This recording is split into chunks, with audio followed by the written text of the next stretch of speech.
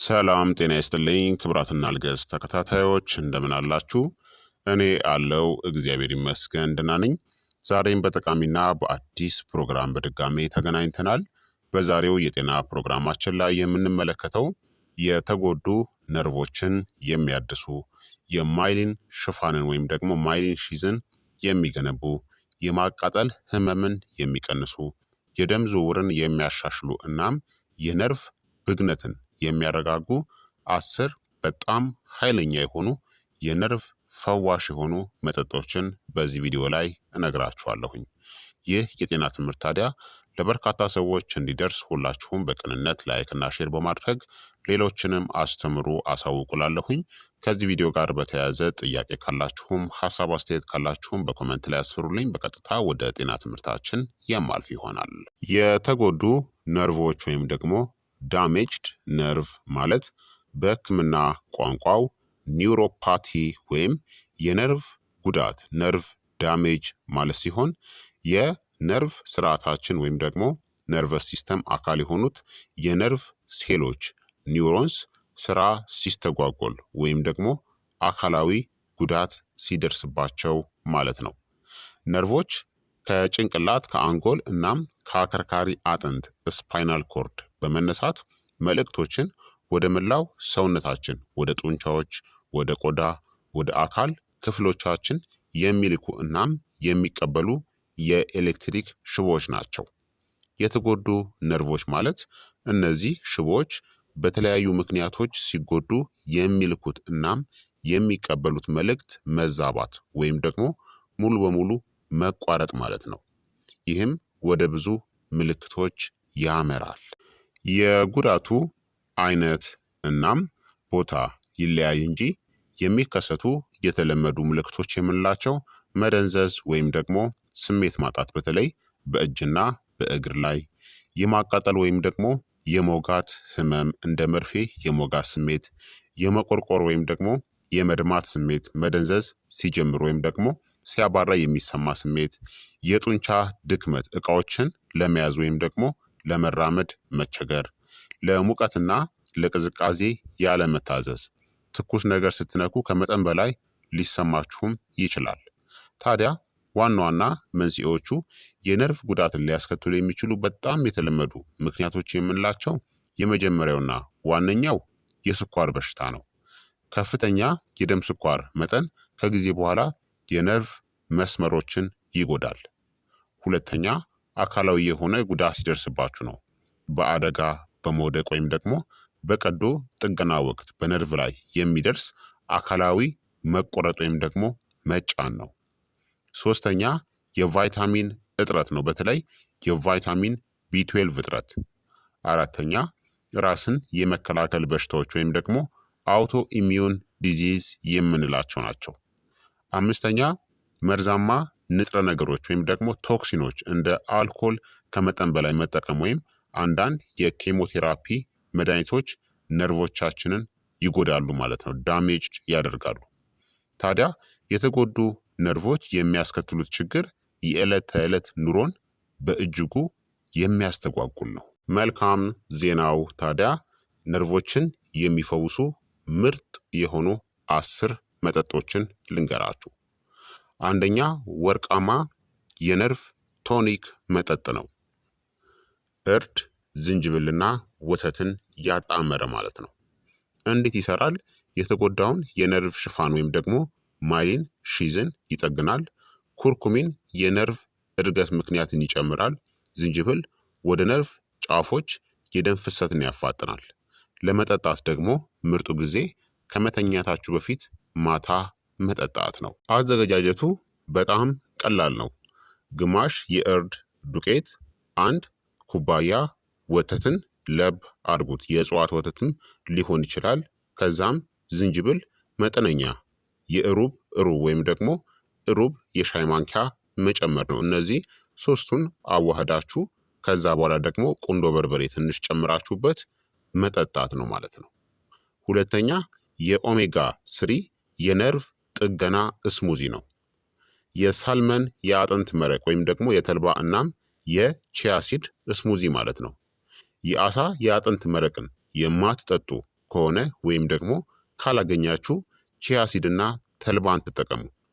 የሚያስፈልጋችሁ ግብአቶች የተልባ ፍሬ፣ ቺያ ሲድና የለውዝ ወተት ያስፈልጋቸዋል። አልመንድ ማለት ነው።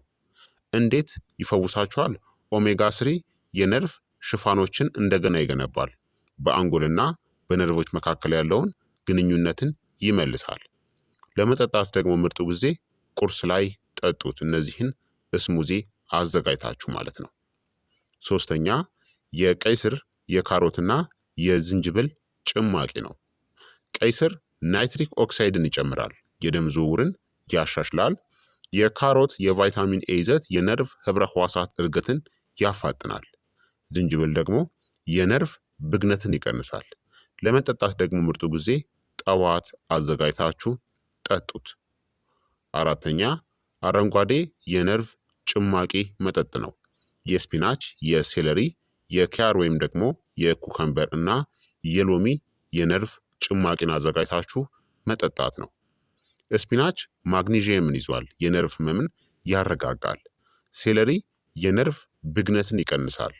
ኪያር ደግሞ የነርቭ ሴሎችን እርጥበት ይሰጣል። ለመጠጣት ምርጡ ጊዜ ከሰዓት በኋላ ጠጡት። አምስተኛ የካሞሚል እናም የማር ነርቭን የሚያረጋጋ ሻይ ነው።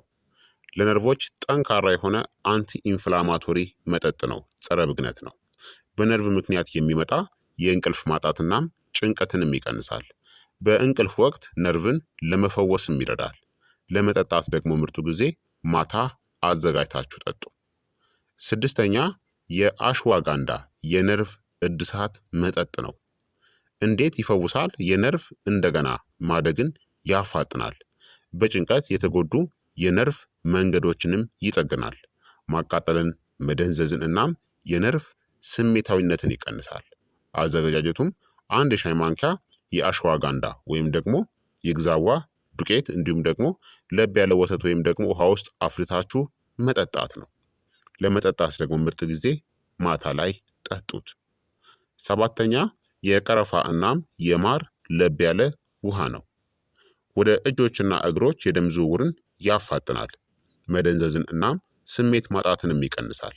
ለስኳር በሽታ፣ የነርቭ ህመም፣ ለዲያቤቲክ ኒውሮፓቲም ይረዳል። ለመጠጣት ምርጥ ጊዜ ጠዋት በባዶ ሆድ ጠጡት። ስምንተኛ የአጥንት መረቅ ነው። ኮላጅን እናም የማዕድናት ጥምረትን ይሰጠናል። ነርቮችን እንዴት ይጠግናል? ከፍተኛ ኮላጅንን ይዛል። የአጥንት መረቅ የነርቭ ህብረ ህዋሳትን እናም ማይሊንን እንደገና ይገነባል። ለነርቭ ሴል ጥገና ግላይሲን እናም ፕሮላይንን ይዟል። ስር የሰደደ የነርቭ ህመምንም ይቀንሳል። ለመጠጣት ምርጥ ጊዜ እራት ላይ ጠጡት። ዘጠነኛ የእሬት እናም የእርድ መጠጥ ነው። እንዴት ይፈውሳል? እሬት የነርቭ ሽፋንን ይጠግናል። የእርድ ጸረ ብግነት ወይም ደግሞ አንቲ ኢንፍላማቶሪ ውህዱ ኩርኩሚን የነርቭ ብግነትን እናም ህመምንም ይቀንሳል። ለመጠጣት ምርጥ ጊዜ ጠዋት ወይም ደግሞ ምሽት ላይ አዘጋጅታችሁ ጠጡት። መቀላቀል ትችላላችሁ። የእሬት ጁስን ካዘጋጃችሁ በኋላ እርድን በዛ ላይ መጨመር ነው። እሬትን አንድ የሾርባ ማንኪያ እሬትን የእሬት ጁሱን ማለት ነው በአንድ ብርጭቆ ውሃ ውስጥ በደንብ አድርጋችሁ ከለወሳችሁ በኋላ ግማሽ የሻይ ማንኪያ እርድን ጨምራችሁ አንድ ላይ አዋህዳችሁ መጠጣት ነው። አስረኛ ማቻ አረንጓዴ ሻይ ነው።